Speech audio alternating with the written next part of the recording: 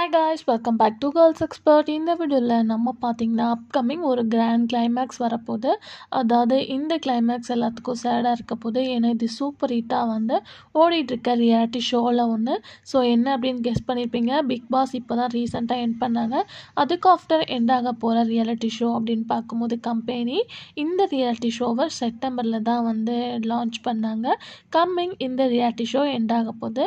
End ஆகிறது மட்டும் இல்லாமல் லாஸ்ட் ஒரு ஹாப்பி நியூஸ்.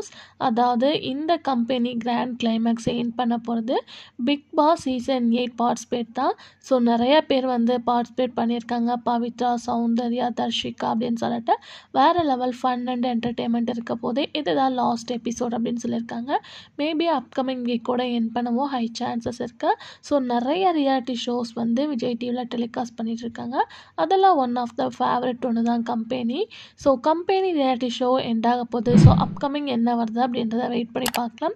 உங்களுக்கு கம்பெனி ரியாலிட்டி ஷோ பிடிக்குமா அப்படின்றத கமெண்ட் ஷேர் பண்ணுங்கள்.